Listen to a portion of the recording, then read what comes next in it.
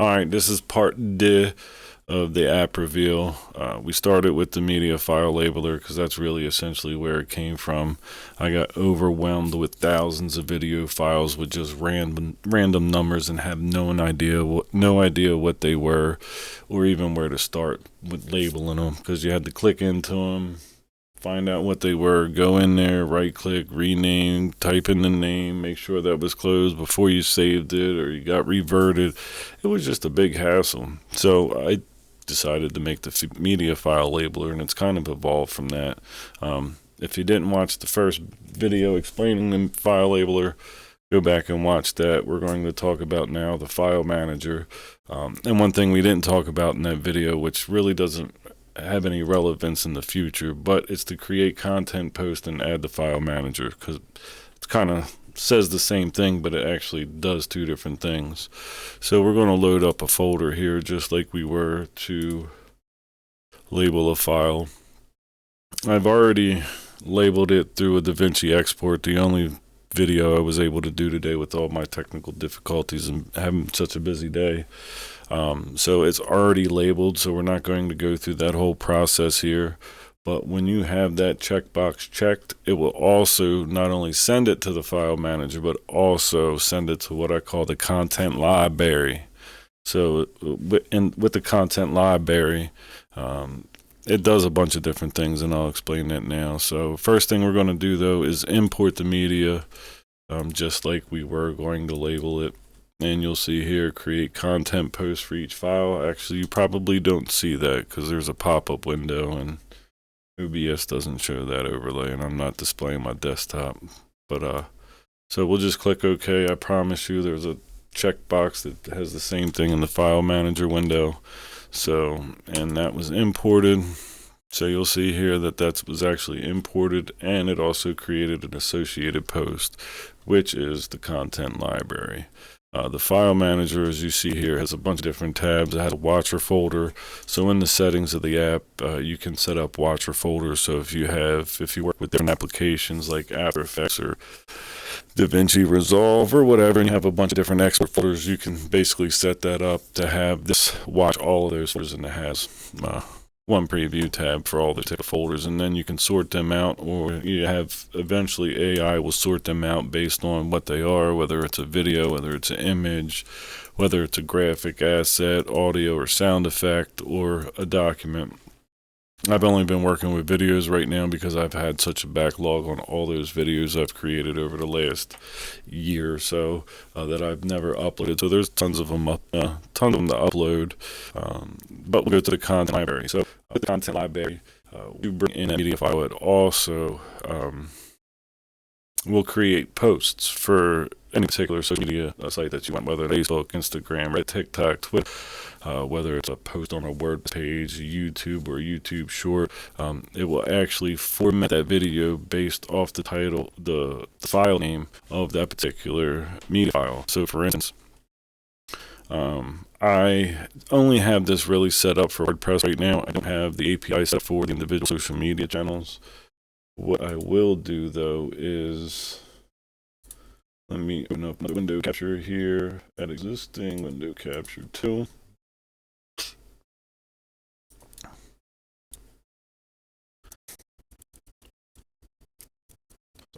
I'll just edit that out. So I'll transition over. So in the back end, once all the social media channels are set up, they're automatically formatted to import the required fields.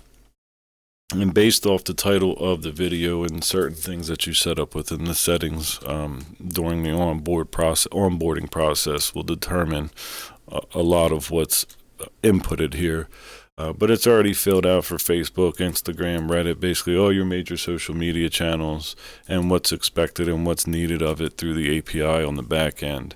Right now, I only have it set up for manual because I'm still working on this. This is still pre-alpha, but it is fitted for that. But as of right now, the only thing that it does is it's actually formatted for WordPress. So based off the title of the file, it'll do a couple things. it will, based off that title, it will create hashtag. Oh, what's up, Chetty? It'll create hashtags, and it'll also create a comma separated value tags as well for WordPress or other parts of social media pages that use them versus just your simple hashtag tags. And like I said, this is really set up for WordPress and the attached media. So when the API is connected to WordPress, it'll automatically upload the attachment to the media section, and then basically format that post based off what I have in here. For right now, I really only have it inputting the title, combining the title, as well as your signature over here. I only have it as far as the links to the social media pages, and then hashtags. For some reason, that didn't work. So we'll just do that there. Boom, ba boom. So it's just really a copy and paste from right here to input that particular, upload that file to social media. It just makes it a lot simpler. And then once you have it uploaded, you'll input the file. There's a bug in the code. It imports as empty when it should be importing as pending, because it will, as you can see, I have all 576 pending videos that I still have to upload. But it should come in as pending and then published. But once you have all those checked over here, it's just basically a click. Orange is pending, green means published. So if I just uploaded this to Facebook and got distracted and I had to go do something else, I'll know that that particular contest winner's video that I'd made was the only video I was able to make this morning through all my issues. I was only able to upload that to Facebook, so I can come back and then just go back and upload it to YouTube or YouTube Shorts. You're distracting me, Chetty. Eventually, it'll all be automatic through the back-end API that you'll have set up.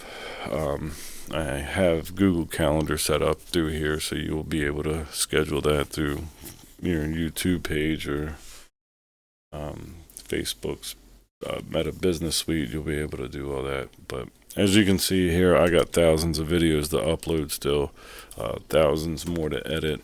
And then the file manager is really just to keep a track of it all. This will keeps a track of the file location. So when you go to upload the post or the share it to social media or whatever, it knows exactly where that file is located on your hard drive, and it'll upload it to that social media page or your WordPress site.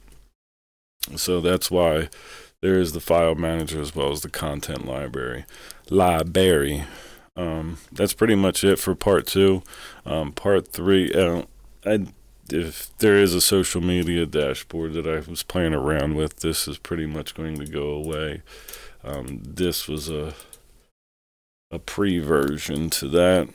You can't really see that. I kind of have that all blocked out.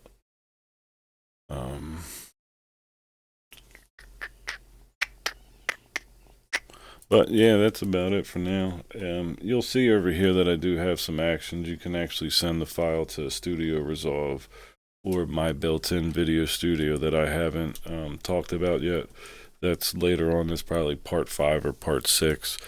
Part 3 would probably be the marketplace, is what we'll talk about next. But until next time, keep an eye out. Oh, Chatty wants to say hi.